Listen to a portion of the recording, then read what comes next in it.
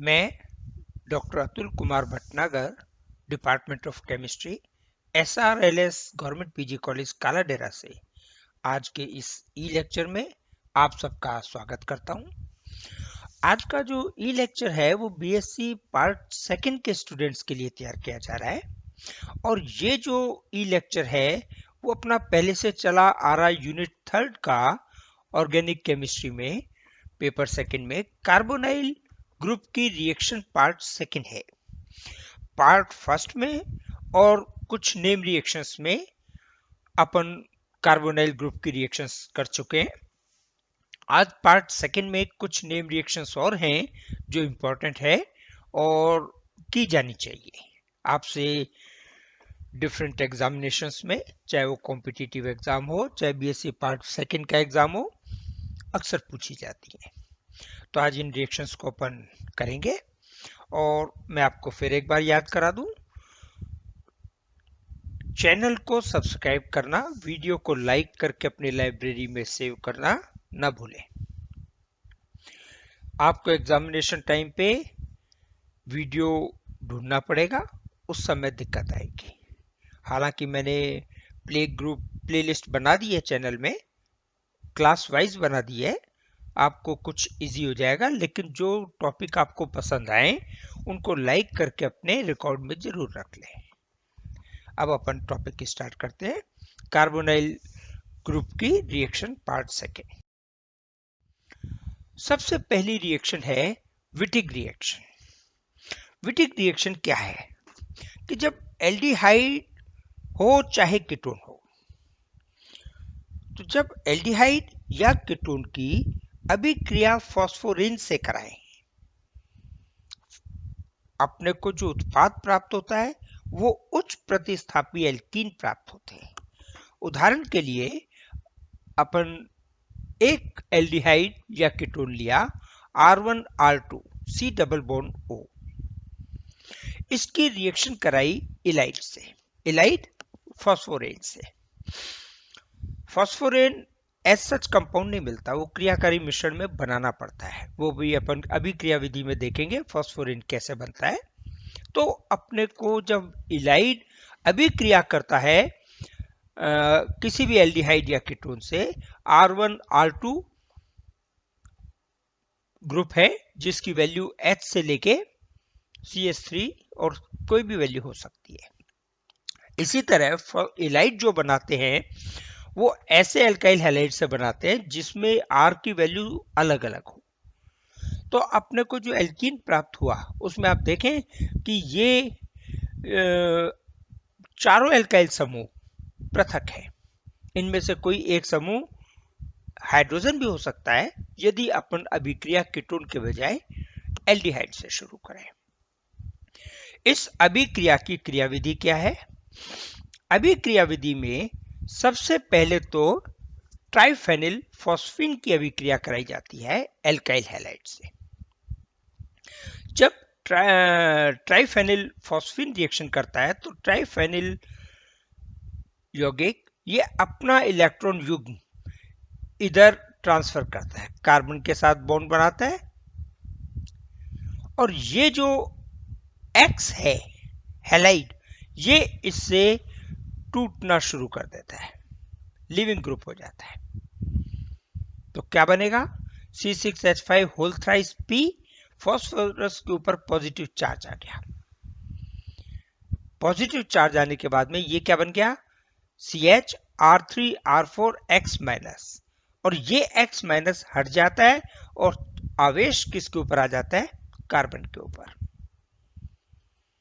ये आवेश क्यों आ जाता है? क्योंकि ये इलेक्ट्रॉन युग्म कार्बन के पास स्थानांतरित हो गया, ये बॉन्ड टूट गया तो इसके पास एक इलेक्ट्रॉन अतिरिक्त हो गया जितने होने चाहिए थे। तो एक आवेश माइनस का चार्ज इसके ऊपर आ गया और ये कंपाउंड कहलाता है इलाइड। इलाइड रिएक्शन करता है एल्डिहाइड या कीटोन से।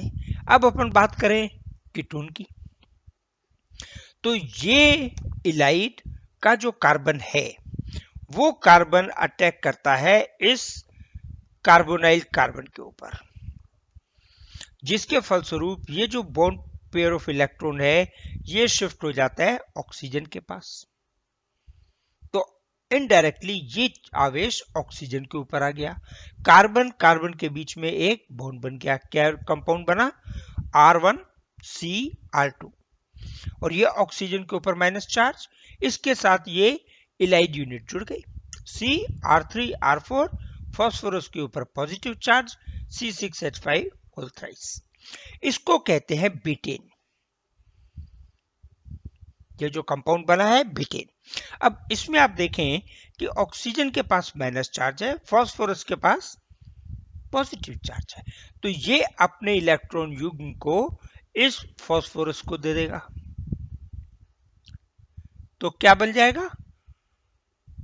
ऑक्सीजन फास्फोरस के बीच में बॉन्ड बन गया, ऑक्सोफॉस्फेटेन। ऑक्सीजन फास्फोरस के बीच में बॉन्ड बना है। अब इस ऑक्सीजन फास्फोरस के बीच में बॉन्ड बनने पे ये जो बॉन्ड है ये कार्बन ऑक्सीजन का, ये टूट करके कार्बन कार्बन के मध्य चला जाता है। तो क्या होगा? इसके फलस्वरूप ये कार्बन की वैलेंसी डिस्टर्ब हुई। 1 2 3 4 पहले से। जब कार्बन कार्बन के साथ डबल बॉन्ड बनाएगा तो ये कार्बन फास्फोरस के साथ अपना बॉन्ड तोड़ देगा और वो बॉन्ड बन जाएगा फास्फोरस ऑक्सीजन के बीच। कंपाउंड क्या बना? R1CR2। कार्बन कार्बन के बीच में डबल बॉन्ड आ गया, एल्कीन बन गया, R3R4। और ट्राइफेनिल फॉस्फीन ऑक्साइड ये इसमें से बाहर निकल जाता है। ये विटिंग रिएक्शन है। और विटिंग रिएक्शन की खासियत है कि इसमें जो डबल बॉन्ड की पोजीशन है वो फिक्स आएगी। पता रहेगा कि डबल बॉन्ड किन दो कार्बन परमाणुओं के मध्य बनने जा रहा है।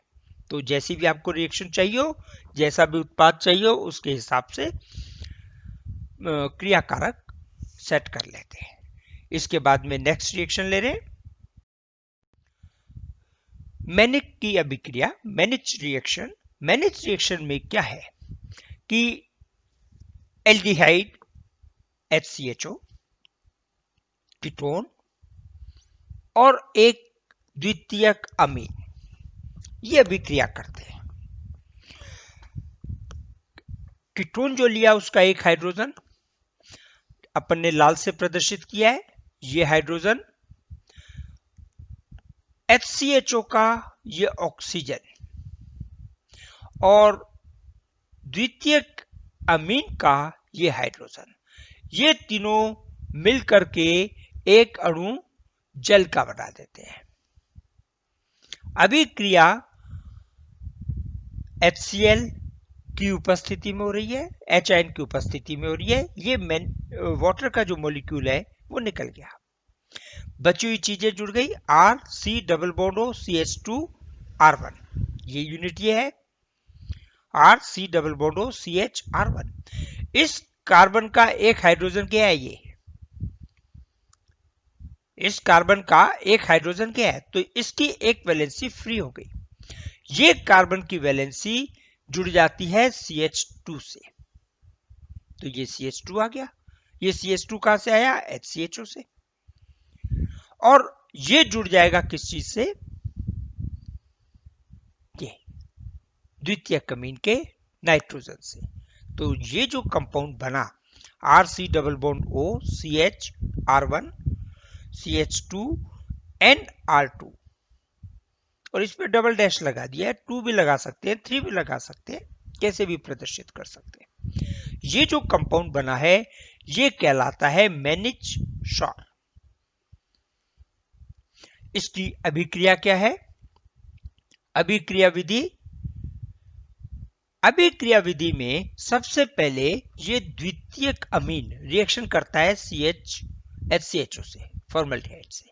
तो ये रिएक्शन कैसे करेगा कि हाइड्रोजन, द्वितीयक अमीन का हाइड्रोजन ये चला जाता है ऑक्सीजन के पास, और ये नाइट्रोजन ये डायरेक्टली बॉन्ड बनाता है कार्बन के साथ।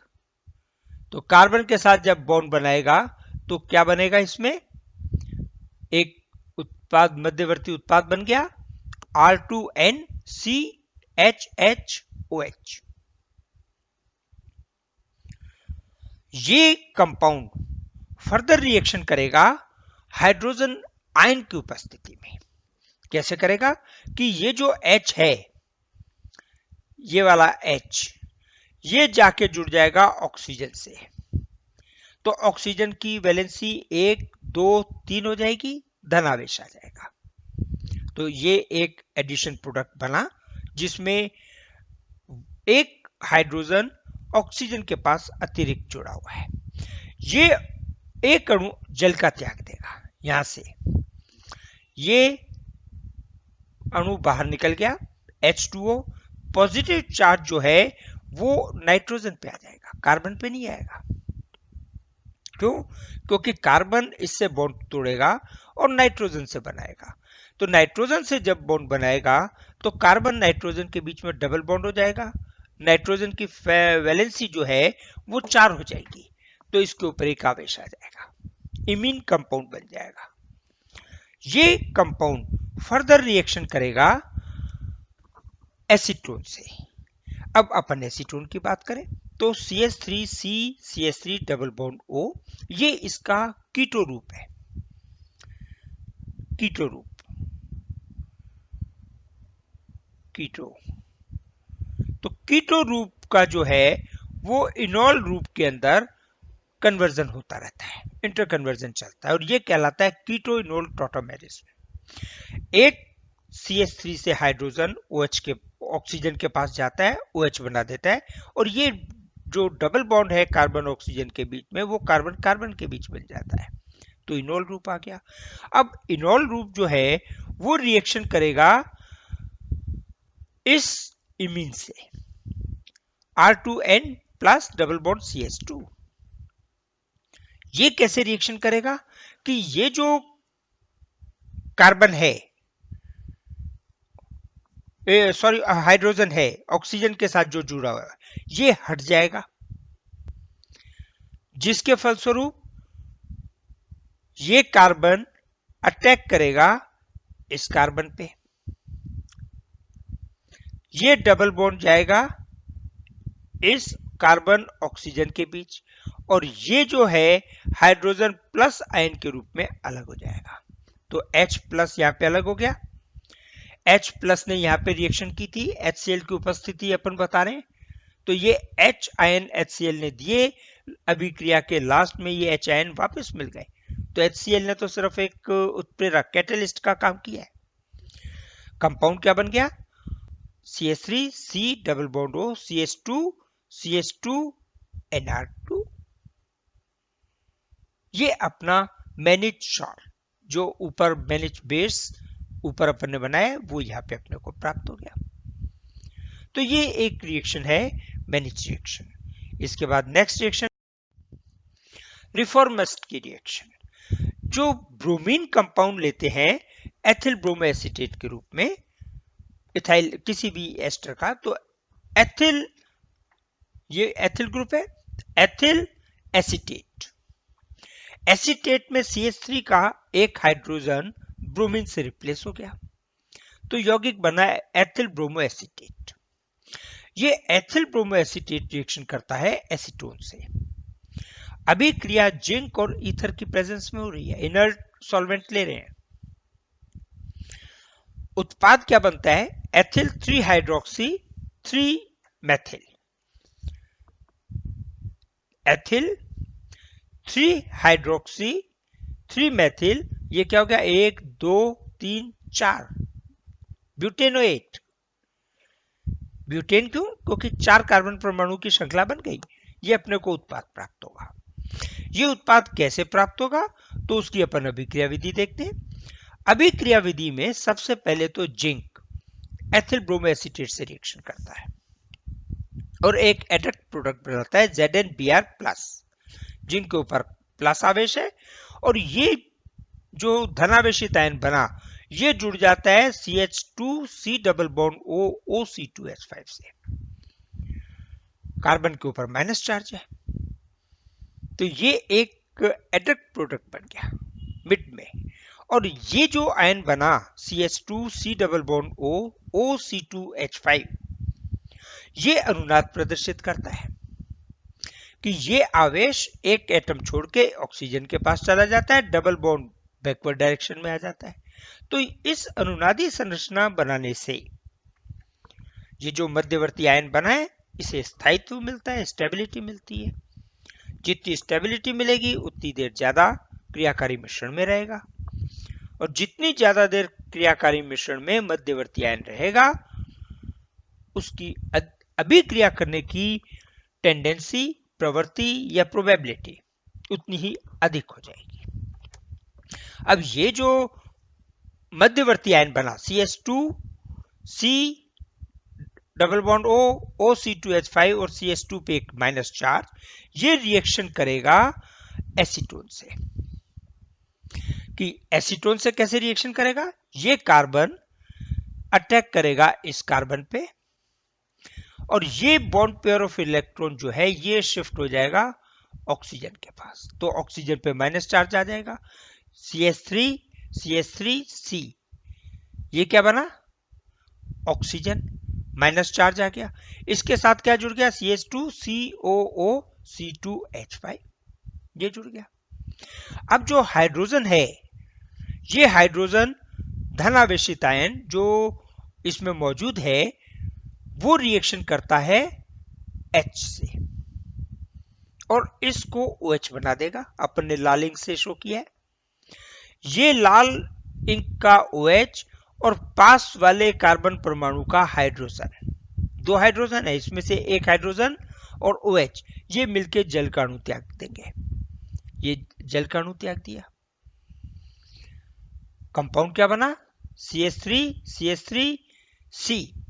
Double bond CH। तो ये अल्फा कार्बन है, ये बीटा कार्बन है। क्यों? क्योंकि इसके ऊपर कार्बोनाइल ग्रुप है C डबल बॉन्ड O। ये अल्फा और बीटा कार्बन से हाइड्रोजन और OH रेस्पेक्टिवली निकल रहे हैं, वाटर बन रहा है। तो यहाँ पे अल्फा और बीटा कार्बन के मध्य असंतृप्तता आ गई। तो एस्टर बना है, कौन सा ester? Alpha beta unsaturated ester. और ये कंपाउंड अपन यही रोक देते हैं, हाइड्रोक्सी वाला, ये वाला एथिल हाइड्रोक्सी। ये तो उत्पाद तो यहां बन गया, लेकिन ये उत्पाद एक अणु जल का त्याग देता है गर्म करने पर। तो ये अपनी रिफॉर्मिस्ट की रिएक्शन है। कई बार आपसे पूछ लेते हैं alpha beta unsaturated ester reformist की रिएक्शन से कैसे प्राप्त करोगे? तो आपको अभिक्रिया यहीं तक ध्यान होती है। तो ध्यान रखना, ये रिएक्शन गर्म करने पर आगे बढ़ जाती है और अल्फा बीटा पोजीशन से H और OH निष्कासित हो जाते हैं। नेक्स्ट रिएक्शन, हेलोफॉर्म की रिएक्शन। हेलोफॉर्म की रिएक्शन में क्या है कि एसीटोन को जब आयोडीन और सोडियम हाइड्रोक्साइड के साथ गर्म करते हैं, ये क्या है? गर्म करने पर अभिक्रिया होगी। गर्म करते हैं तो पीले रंग का अवक्षेप बनता है। पीले रंग का अवक्षेप CH3 आयोडोफॉर्म का होता है और ये एसीटोन के टेस्ट के लिए भी काम में लिया जाता है, इसीलिए हेलोफॉर्म रिएक्शन कहते हैं। आयोडोफॉर्म इसमें बनता है, हेलोजन का कंपाउंड। अभिक्रिया विधि क्या है कि अभिक्रिया विधि में अपन सबसे पहले तो रिएक्शन कराते हैं आयोडीन की। ये आयोडीन 3I2 जो है वो रिएक्शन करता है इस एसीटोन से। 3 हाइड्रोजन ये और 3 आयोडीन -3HI ये तो बाहर निकल गए और जो 3 आयोडीन बचे वो यहां पे जुड़ गए। यहां पे तो अपने पास कंपाउंड क्या हो गया? Iodo compound. OH ग्रुप की प्रेजेंस में, बेस की प्रेजेंस में रिएक्शन हो रही है, ये देखिए क्षार की उपस्थिति में। तो ये OH आयन जो क्रियाकारी मिश्रण में है ये कार्बन के साथ जुड़ता है। जैसे ही ये कार्बन के साथ जुड़ता है तो कार्बन ऑक्सीजन का जो पाई बॉन्ड इलेक्ट्रॉन पेयर है वो ऑक्सीजन के पास चला जाता है। क्या बन जाएगा? CH3 OH और O। अब इसमें से ये बॉन्ड जो है अलग होता है, टूटता है। ये बॉन्ड कार्बन ऑक्सीजन का बॉन्ड इधर जाता है तो Ci3 माइनस के रूप में यह आवेश इसके ऊपर आ जाएगा, इसकी एक वैलेंसी कम हो गई, आयन बन जाता है और ये बन जाता है CH3COOH, एसिटिक एसिड। अब एसिटिक एसिड जो है वो हाइड्रोजन परमाणु त्यागता है, ये हाइड्रोजन परमाणु त्यागता है किसकी फॉर्म में, H प्लस की फॉर्म में, और माइनस चार्ज जो है वो इस ऑक्सीजन पे आ जाता है, जिसके कारण ये दो ऑक्सीजन जो कार्बन से जुड़े हैं उनके बीच में ये माइनस आवेश अनुनाद करता है। संरचना क्या बनेगी, CH3 CO minus O minus, इस पे भी आवेश आएगा। तो ये जो आवेश है ये पार्शली कभी इस कार्बन पे है और कभी इस कार्बन पे है, तो अनुनाद प्रदर्शित करता है। तो एसीटेट आयन जो बना वो अनुनाद करेगा और हाइड्रोजन जाके जुड़ जाता है कार्बन से और बना देता है आइडोफॉर्म CHI3, जिसका पीला अवक्षेप अपने को प्राप्त होता है। ये आपकी आइडोफॉर्म की रिएक्शन है। इसके आगे की रिएक्शन अपन लेंगे